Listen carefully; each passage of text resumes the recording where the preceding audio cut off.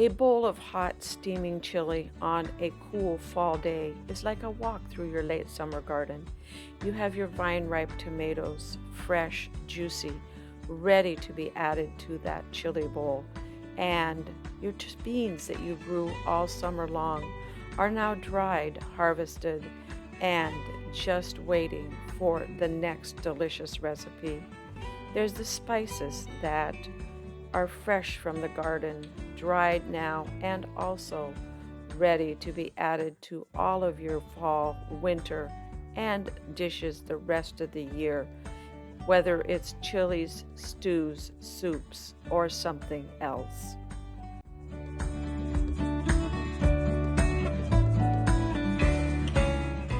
Today I have a delicious recipe for you. It is a vegan 3-bean chili with plant-based sausage.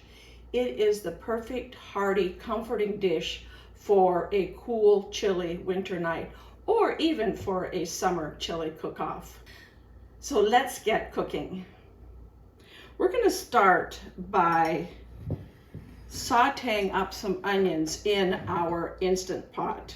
And I'm going to put a little oil in it, probably about a tablespoon of oil. And we're going to turn it on to saute here. And I'm going to saute up some onions and roasted garlic. I love to use roasted garlic. I like fresh garlic as well. If you don't have roasted garlic, go ahead and use fresh garlic. When I get garlic, I'll get a bunch of cloves, roast them up, and then I have them to use for the next several weeks. And we're going to saute up those onions here. So our onions are pretty much sauteed. I sauteed them for about 3 minutes until they just started to turn a little bit brown. And I'm going to go ahead now and add 3 large cloves of roasted garlic. If you don't have roasted, go ahead and add 3 large cloves of chopped or diced fresh garlic. Saute them until they're fragrant, and then begin to add all the rest of your chili ingredients. This is a half of a pound of plant-based sausage. I used grillers. To the sausage and onions, I'm going to go ahead now and add the seasonings. I have 2 teaspoons of chili,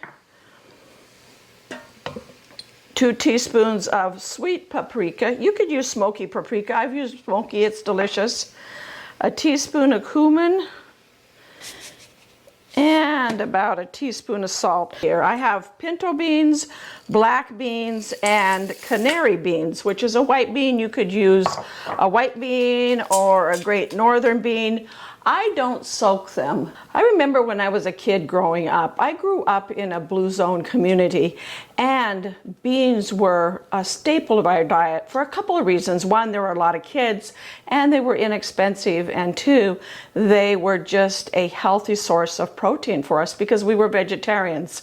And I remember we always had a kettle of beans soaking on the stove overnight. We would eat beans sometimes 4 or 5 times a week. So there was always a kettle of beans soaking, usually pinto beans or white beans or kidney beans. Some sort of beans were always soaking. So when the Instant Pot came out, I was so excited because now I didn't have to soak my beans overnight. So we've got our beans added here, and they're dry. They aren't soaked. And to that, we're going to add our vegetable broth. I have 3 cups of my homemade vegetable broth. So we're going to add in a quart of my home canned tomatoes. These are from my garden, and we're going to add 1 bay leaf to it. Bay leaf just adds a little extra flavor. Where after the chili's cooked, I go ahead and remove the bay leaf.